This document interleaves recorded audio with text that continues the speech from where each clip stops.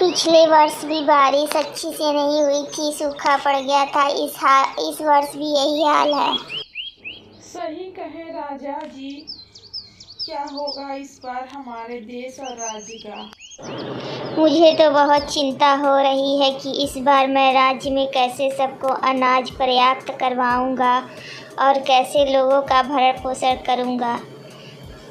आप चिंता न करें राजा जी, कोई न कोई सॉल्यूशन जरूर निकलेगा। हम लोग मिलकर जरूर इस परेशानी का हल निकालेंगे। राज्य में सूखा और बाढ़ की वजह से सारी जनता परेशान हो रही है।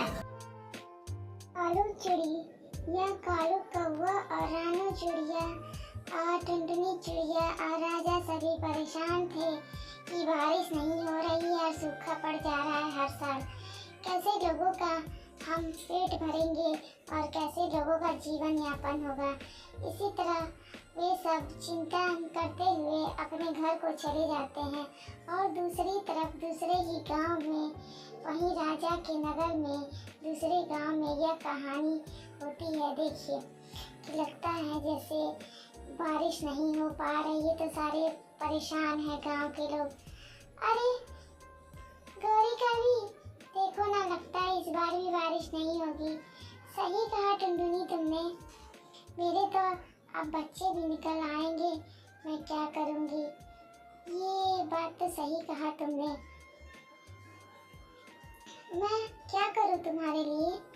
तुम कुछ मत करो, बस जाओ कुछ सेव ला के रख दो मेरे बच्चों के लिए, क्योंकि लगता है सूखा और बारिश न होने की वजह से बहुत अनाज सूख गए होंगे। मैं जाता हूँ टुनटुनी के बच्चों के लिए फल वल थोड़ा ला के रख देता हूँ। अनाज तो मिल ही नहीं पाएंगे, लेकिन थोड़ा सोच रहा हूँ कि सेव ला के रख देता हूँ उसके लिए। चलो सेव ढेर सारा इकट्ठा करके रख देता हूँ, ताकि अगर टुनटुनी के दाने नहीं भी मिलते हैं तो भी टुनटुनी सेव खाकर जीवित रहेगी और उसके बच्चे भी।